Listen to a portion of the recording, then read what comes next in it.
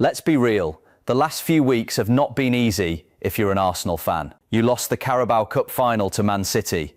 Players are dropping left, right and centre, and just when you thought things couldn't get messier, the international break came along and added even more worry. But then finally, some good news walked through the door. First, let's talk about Calafiori. So here's what happened. Riccardo Calafiori came off the bench in the Carabao Cup final and did okay. He didn't look injured. He joined up with the Italy squad for their World Cup playoff semi-final against Northern Ireland. Everything seemed fine. Then Italy boss Gennaro Gattuso dropped a small bombshell. He said Calafiori had arrived in camp with a little pain. Arsenal fans immediately started panicking. Of course they did. When you've already got half your squad in the treatment room, even a small niggle feels like a disaster. Calafiori himself tried to calm everyone down. He said he was fine, but then added he'd need to see how training went. That but had every Arsenal supporter on edge. And then he started the full 90 minutes for Italy against Northern Ireland. That's it. That's the good news. He played every single minute. He looked solid. He played on the left of a back three and didn't come off. Italy won 2-0 thanks to goals from Sandro Tonali and Moise Kean, and Calafiori walked off the pitch with no issues. This is big. This is genuinely big. And just to make it even more official, Fabrizio Romano himself confirmed the good news in a separate situation earlier this season when a similar Calafiori scare happened. Romano posted on X, "Understand Arsenal check confirm news from last 24h. Riccardo Calafiori will be available. No injury, no issues, just overload." That's the kind of update Arsenal fans needed to hear. When Fabrizio says it, you believe it. Why Calafiori matters so much. You might be asking, okay, but how important is this guy really? Very. He is very important. Calafiori is not just a left-back. He can play centre-back. He can drift into midfield. Gattuso himself said the guy can operate in multiple positions. That flexibility is gold for Mikel Arteta, especially now when injuries are forcing him to shuffle his squad almost every week. He offers something different. He's aggressive going forward. He wins aerial duels. He recovers the ball constantly. For a team that likes to play out from the back and press high, Calafiori fits perfectly into the system. Losing him, even for 2 or 3 games, would have been painful. So yes, his 90 minutes for Italy felt like a gift. Now let's talk about the bad news, because there's plenty of it. Okay, enough celebrating. Let's look at the full picture. 5 Arsenal players pulled out of international duty after the Carabao Cup final. 5. That's not a squad with a few niggles. That's a squad with a real injury problem. William Saliba, ankle complaint. The best centre-back in the Premier League right now, arguably. When he's not playing, Arsenal look shakier. He sat out France duty for games against Brazil and Colombia, not ideal heading into the business end of the season. Gabriel Magalhaes, knee pain. And now, more worryingly, there are reports of a groin issue too picked up during Brazil's game at the Emirates. So you've got both first-choice centre-backs dealing with problems at the same time. That is a nightmare scenario. Arteta cannot afford to have both Saliba and Gabriel out together. That back four falls apart without them. Leandro Trossard, unspecified knock. He didn't travel with Belgium. Trossard has been one of Arsenal's most consistent performers. He covers ground, he creates chances, he presses non-stop. His absence, even for one game, changes how Arsenal play. Jurriën Timber, ankle problem, pulled out of the Netherlands squad. Timber has had such a tough time with injuries since joining Arsenal. Every time he starts building momentum, something happens. It's frustrating to watch.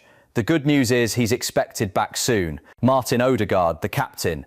He wasn't even called up by Norway because of a lingering knee injury. Odegaard is the heartbeat of this Arsenal team. When he plays well, Arsenal play well. When he's missing, there's a visible gap in the middle of the pitch. Norway's boss mentioned he could be out until April in some reports. That is concerning. Very concerning. The Eberechi Eze situation.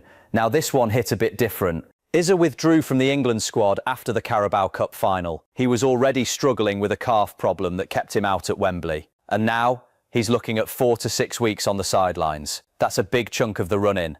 Arsenal fans know what Eze brings. Creativity, unpredictability, and moments of real quality in tight spaces. Whether you see him as a regular starter or an impact player, losing him for a month plus hurts. Can I ask you something though? Do you think Arsenal were right to play him when he wasn't fully fit before this injury got worse? Or was that unavoidable? Drop your thoughts below. Mikel Merino, the one we're not talking about enough.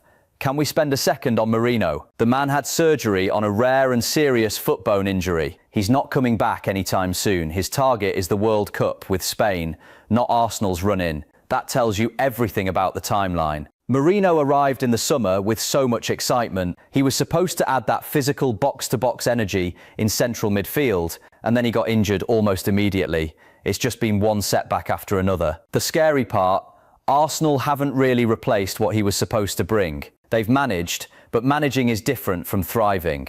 What this all means for the run-in, let's think about this honestly. Arsenal are in the title race. They're fighting on multiple fronts, and right now, their squad is stretched. The Carabao Cup final loss to Manchester City already hurt the morale a bit. You don't want that. But what's worse than the result is the physical toll it seems to have taken. 5 players picking up issues in or around that game.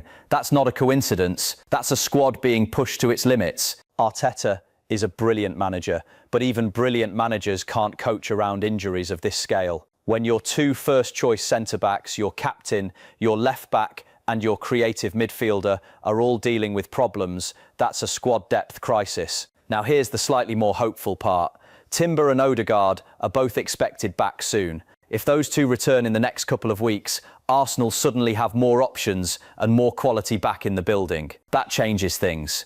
And if Saliba comes back healthy and Gabriel avoids anything too serious, then the situation goes from scary to manageable quite fast. But if Gabriel's groin injury turns out to be bad, as some reports suggest it could be, then Arsenal are in genuine trouble at the back. No Saliba, no Gabriel, no Timber. If the ankle flares up again, that's a back 4 built on backup options. And in a title race, that's dangerous. Italy and what it means for Calafiori next. One last thing worth mentioning, Calafiori's Italy are not done yet. They beat Northern Ireland 2-0 and now face Bosnia and Herzegovina away on Tuesday in the World Cup playoff final. The winner goes to this summer's World Cup in North America, Group B, alongside Canada, Qatar and Switzerland. Italy haven't been at a World Cup since 2014, missed 2018, missed 2022.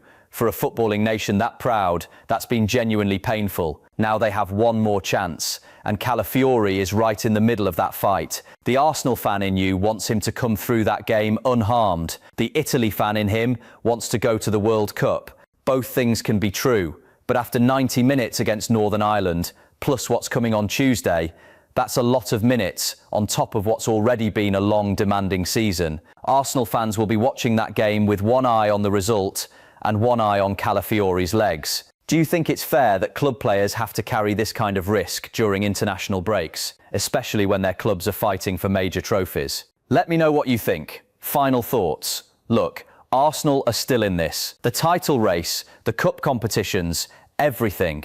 They have the squad depth mostly to cope. They have a manager who knows how to adapt. And now at least, they have Calafiori fit and ready. But let's not pretend this injury situation isn't serious. It is. 5 players out after one game. Long-term absences piling up. Key names like Odegaard and Merino not at full strength. This is the moment where the season gets defined.